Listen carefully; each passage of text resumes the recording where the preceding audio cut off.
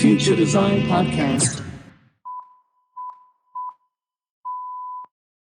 Hi, Teymoor. How are you doing?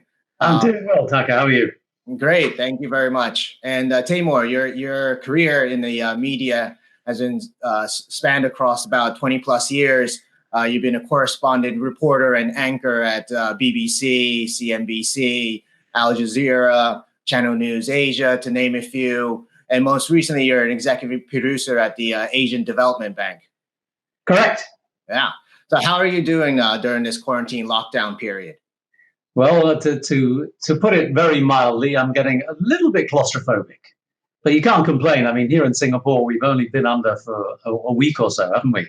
Some of the people we talk to around the world have been enduring it for multiple weeks, and I feel very sorry for them.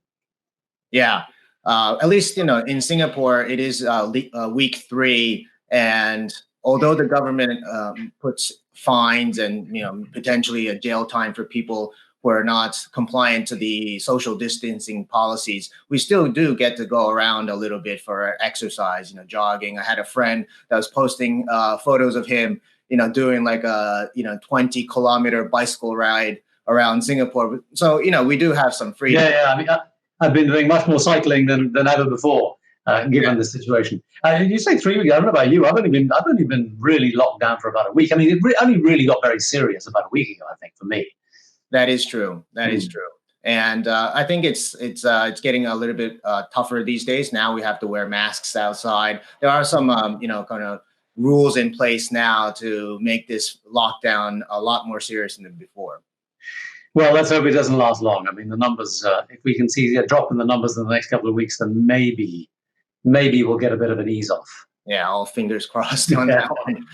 Yeah. So during this lockdown period, I'm sure you have been chasing, different media outlets. And, we're now faced with a lot of fake news and bias reportings. And all these things all mixed up with proper journalism and reporting as well. What is your take on all this at the moment?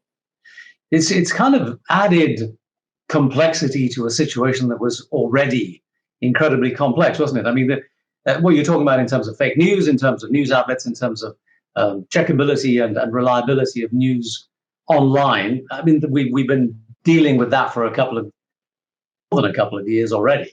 And all of a sudden, we've got this COVID situation where all of us are trying to make news in circumstances where, getting access to people, getting access to situations is nearly impossible in many contexts. So it's just made things extraordinarily difficult. And it's not just the news situation either. I mean, as you know, you're doing these conversations with me and others. The whole setup of even interacting with people on a social or cultural basis has become a question of overcoming a number of obstacles and dealing with technologies that none of us are entirely familiar with. And from my position, we're beginning to recognize that those technologies are not really fit for purpose, are they? I mean, you're using Hangouts, right? Yeah. And there are multiple platforms that people are using. There's Zoom. I did one on Blue Jeans the other day, which I've never heard of before. There are people using Zoom. I use Skype for particular format reasons for some of the work that I do on this. But, there are so many different tools that one can use, but they all do little things in little ways. And then you have to combine a number of them to achieve your output. And I'm kind of interested to see whether this whole situation is going to drive content producers and more specifically technology companies to come up with more useful and user-friendly tools that we can do these kind of events with without having to sort of fiddle around with a million different parts and try and make them work. I don't know what your experience has been in making these things.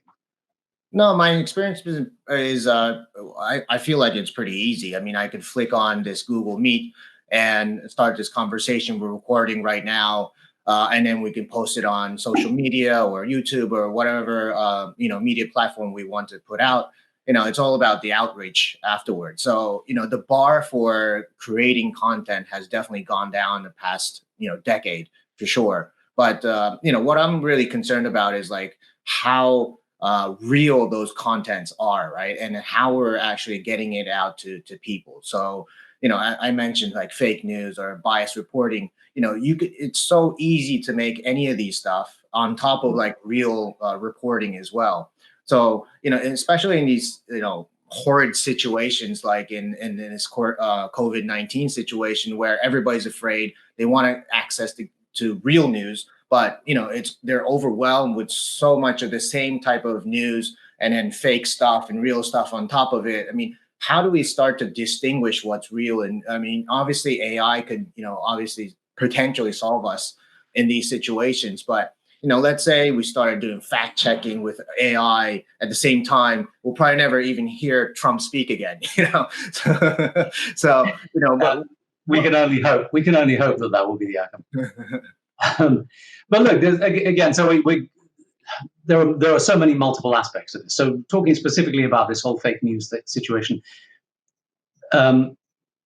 it's from my perspective as someone who's been in the news business for an awfully long time, I don't think that fake news is really the issue that it's being made out to be, or at least it's not being framed in a way that is actually meaningful. Because think about it. You and I have been dealing with fake news for our entire lives. I grew up and started my journalism career in the UK. And the UK has had a tabloid media industry that qualifies as fake news under anybody's definitions. I mean, the red tops, as they're called in the UK, have been putting out nonsense for decade upon decade.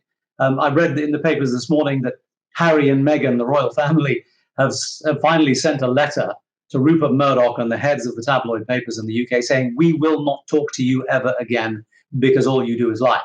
And I applaud them for that, because the fact is that we've had fake news for an awfully long time. In the US, where you spent some time, the National Enquirer has been putting out nonsense for as long as I can remember, and probably longer. So fake news has always been with us. The change that we've seen is that it now can scale beyond anything we ever previously imagined. Previously, it was sitting on a supermarket shelf or a newsagent's shelf, and you would have to literally physically pick it up in order to be exposed to it. Now we're being exposed to it in ways that we never imagined. So the scale and the context has changed, but the existence of fake news is something that has been with us. So just a distinction to make. So how do we make a difference in making sure that it doesn't become as disruptive as it can be? That is a problem that I don't have an answer to, and nobody has an answer to. And at some point over the next, hopefully, less than 5 years, we will come up with a solution, whether it be AI or some other solution. I hope that solution doesn't involve governments banning everything that doesn't say what they want us to hear, because that would be as bad as the problem in the first place. So, as far as the fake news is concerned, I wish I had a better answer for you than that. But I do think that we need to begin by understanding much more clearly and much more carefully and in a much more nuanced situation what the problem is, and frame it properly before we start hitting it with the big hammer and saying, you're fake news, you must shut up. As far as the other technologies are concerned, again, I come from a background in an industry where, because of product differentiation in the news business, I worked in an industry where we spent an awful lot of time trying to make sure that people put more value in well-produced, well-crafted, high-quality, well-edited, beautifully shot pictures. We put a lot of effort into production, and we thought this adds more value. And what you were talking about is, now we talk about authenticity. You can sit there with me and we can have this conversation and people can listen to it. But I still think that however good a job we are doing here, it doesn't match the broadcast quality kind of work that we used to do in the news industry. So is it the same thing? I don't know. I mean, maybe the authentic and gritty feel that we're achieving here is actually more useful than all the polish and gloss that we used to put on television pictures. I don't know. People will make their decisions ultimately. But, I'm still looking at this, the kind of stuff that I'm doing online like this and saying, how can I make it look better? How can I change the lighting? I mean, you see, I'm sitting in my study here and the lighting's not great. And I'm thinking, this could look so much better. So these are the things I pay attention to. I don't know whether you think, I'm too old school in this. Maybe I should get into the grittiness a bit more. I think there exist two types. So, with the social media rise, whether it be Instagram or TikTok, the younger generations love to consume amateur-made, content. But we also need the likes of CNN or Channel News Asia to consume real news, right? And beautifully shot screens, professional speakers on TV. I think both of them will continue to exist. But things like what we're doing, yes, it's amateur, but it's semi amateur, because I want to create, not just me dancing in different clothes or doing some kind of like choreography. I'd like to see that. I'd like to see you doing this show, dancing in different clothes every week.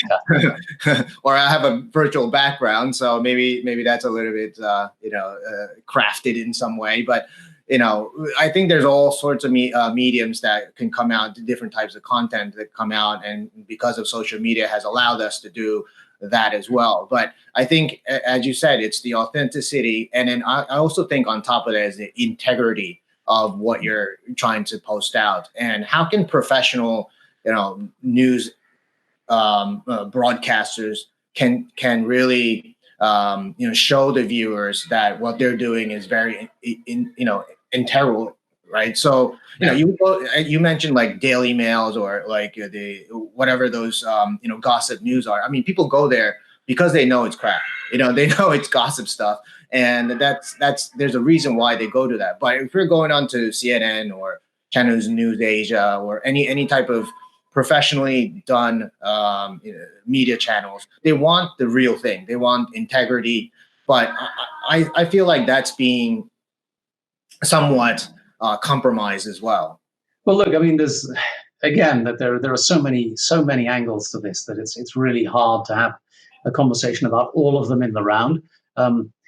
But I think in the context of news, if you are a reporter and you have a background in journalism and an understanding of the craft of journalism, then producing stuff with a hand phone is actually probably the way forward. Producing your own user-driven content, user-generated content is a really viable and valuable way of getting authenticity, of getting timely coverage, of access to events on the ground. All these things are fantastic. I don't, however, think that some of the comments that you're making about the credibility of institutions is also still up for grabs. I mean, we're seeing an enormous conversation going on about, is RT, what used to be Russia Today, is that fake news? Is China CGTN, is that fake news? Is the stuff that's coming out of there? We're fighting for the soul of truth. And again, not to get into the weeds about what constitutes truth in the modern age. These conversations are being had at every single level. Governments are having them, and you and I are having them, and every point in between is what's going on. And there isn't any solution that I can see right now that makes any real sense. You can't sit there and say that the Russian perspective on a particular global issue is any less valid than the Chinese or the American or the European or the German or the British. It's just you have to start thinking in much more nuanced terms about what is necessarily true and what isn't. Certain stuff can be fact checked and has been done so, and that is where the business of news starts to come in. And that's where we really put in the efforts of journalism, is we do the fact checking, we do the legwork, we do the research, we try and justify everything that we say with the necessary work rather than shooting from the hip in terms of coverage. But that's what costs the money. And that sort of, let me segue neatly into the other part of this conversation. We're talking about production values. The whole business of news and production is an expensive business. And so a lot of the future, I think, I think we're going to see a lot of this kind of thing that we're doing dropping away, because the costs involved in putting together stuff that is credible and viable are beyond the capacity of an individual in their own context. It needs real money, it needs real manpower, it needs some real effort and resource. So I think a lot of this is going to die away. And then we have the context of events, right? And I think events are an enormous, the whole COVID thing has shown us that events are a vital part of our concern right now, not only because the amount of flying we're doing is just environmentally so toxic that the ability to have events without doing that flying is something that we should have looked at an awful long time ago. And why is that technology not there?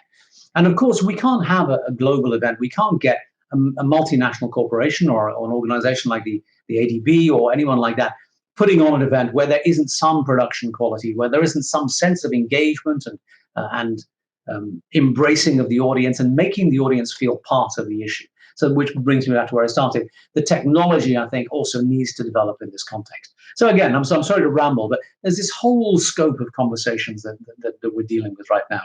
And I hope that some of these big companies like Google, like Facebook, like the news organizations, will begin to invest more money into making these technologies more user-friendly and more production-heavy, such that we can do this easily and quickly in a way that everybody can relate to and makes more sense in the context of everything that I said. And do you have any aspiring advice for anybody who's wanting to get into the media industry or trying to make these digital conferences happen? What do you think is something that they should keep in mind after we get out of this lockdown situation? Well, again, I mean, depending on the angle. I mean, my son keeps saying to me, I want to be a YouTuber. I'm going to make a fortune as a YouTuber. And I say to him, mate, by the time you're old enough to start thinking about making money and buying yourself a car, which is obviously the other thing you also talk about, I say, I hope there won't be any cars. And also, I don't think YouTubing as an industry is going to survive. I mean, again, I think a lot of this stuff is going to shake out in the mix. And this is not an industry that is going to support every young kid in a bedroom being a YouTuber and making money out of it. There's going to be a tendency towards quality and production because, as I say, the resources necessary to do the real good work are not available to everybody. So we're going to see it scale and move into the big industries. I don't think that the existing news industries are going to survive in their current form. I mean, this whole situation is putting the newspapers, in particular, the printed news media, in a position. I mean, we thought they were in real trouble 6 months ago, and now it's even so many of them, and credit to them, are making their COVID coverage free because it's a global humanitarian situation. But that's not helping their bottom line. That's not helping them make money. And so many of them are still so stuck in the way that they do things. As you know, creating change from within an institutional structure is a very hard thing to do. So if my son wants to get in the news business, he's just going to have to start thinking about all these tools that are out there, keeping on top of the technology that is coming along, learning how this technology works, and finding new ways that he can put it together and convince people that it works. And eventually, some of the new news institutions will begin to spring up where they're beginning to bring together the skills and the resources necessary to deliver fact-checked, authenticated, reliable news from people with training and integrity to a larger audience. But that business model just hasn't arrived yet. I'm sorry to skirt around the issue, but I can't tell you how many news conferences I've been to in the past 5 years in which the question has been, how are we going to make news at scale that generates revenue? And nobody has an answer. Right. Thank you. That was a really great insight, Teymoor. We'll try to keep you. Where can people find you, know more about you? My role as a journalist in the daily news business is over, as you know, Tucker. My work for the Asian Development Bank is to try and get into the pushing of the climate agenda and the environmental agenda. So techforimpact.asia is the site that I'm currently working on. I set it up to try and bring solutions towards the developmental economic challenges that face developing Asia in a way that pursues a sustainability agenda. And so that's where most of my attention is focused. And I'm trying to find a way to have conversations with people about that agenda in a way that I can deliver to the general audience with the technologies that we have. So you and I are facing the same challenges. And when I've got a solution, I'll let you know. All right. Awesome. Thanks a lot, Teymoor. Thanks for your time. Appreciate it, Tucker. Future Design Podcast.